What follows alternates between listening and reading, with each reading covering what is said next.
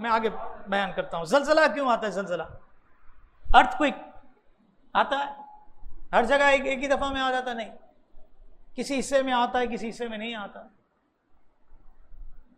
یہ اللہ رب العالمین کی قدرت ہے. اب دیکھیں زلزلے کے بارے میں ایک مقبول نظریہ یہ ہے کہ سطح زمین کے اندر گرم مواد یعنی لاوا موجود ہے. کبھی یہ آتشی مواد زمین کے کسی نرم حصے کو پھاڑ کر باہر نکلتا ہے تو زمین کی اس جنبش کو زلزلہ کہتے ہیں. یہی تحقیق پیش کی جاتی ہے. اور علم ارضیات کے اس مقبول عام نظریے سے دو قسم کی خرابیاں آتی ہیں, دو قسم کی. یہ اعلیٰ حضرت لکھ رہے ہیں فتح رضویہ شریف جلد نمبر 27 اور صفحہ نمبر 93 اور اس کے آس پاس کی یہ بات ہے. دو خرابیاں کون سی ہیں؟ کہتے ہیں آتشی مواد کے خارج ہونے سے زمین کی جنبش کو اگر زلزلے کا سبب مانے تو کیا وجہ ہے کہ ایک بر اعظم کی پوری زمین پر زلزلہ نہیں آتا جبکہ سطح زمین باہم متصل ہے. زمین کے ایک حصے پر زلزلہ ہونا اور دوسرے پر زلزلہ نہ ہونا کیوں کر ممکن ہے, حالانکہ ایسا واقع ہوتا ہے کہ ایک جگہ زلزلہ آتا ہے دوسری جگہ نہیں آتا.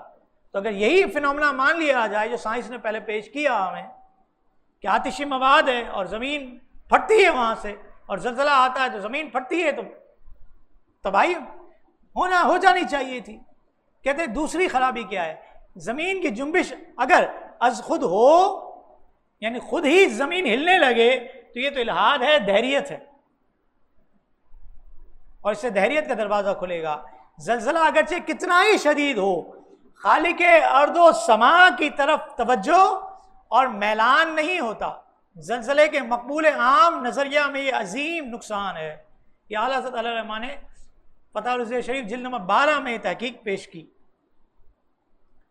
آگے اعلیٰ حضرت علیہ الرحمٰن نے قرآن کی 2 آیتیں کوٹ کی اور پہاڑوں کو میخیں بنایا, لنگڑ بنا دیا, اور اس نے زمین میں لنگڑ ڈالے کہ کہیں تمہیں لے کر نہ کام پہ. پہاڑ کا تو کام یہ تھا کہ زمین کو ہلنے سے بچائے, لیکن زمین پھر بھی ہلتی ہے مشیت الہی کی وجہ سے,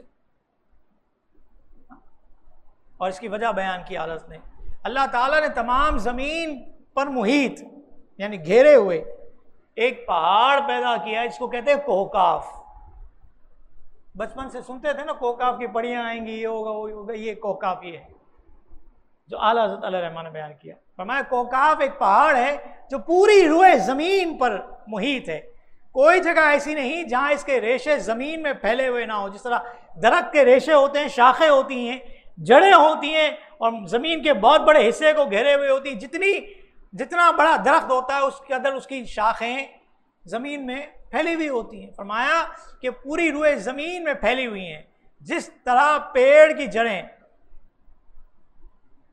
بالائی زمین میں جو ہے زمین میں پھیلی ہوئی ہوتی ہیں, اسی طرح یہ بھی پھیلی ہوئی ہیں. اب جس جگہ اللہ رب العالمین ارادہ فرماتا ہے والعیاذ برحمتہ ثم برحمت رسولہ جل وعلا وصلی اللہ تعالی علیہ وآلہ وسلم. اللہ اعلیٰ حضرت یہ فرماتے ہیں کہ اللہ تعالیٰ کی پناہ, اس کے رسول کی پناہ. رب العالمین جہاں زلزلے کا ارادہ فرماتا ہے کیا ہوتا ہے؟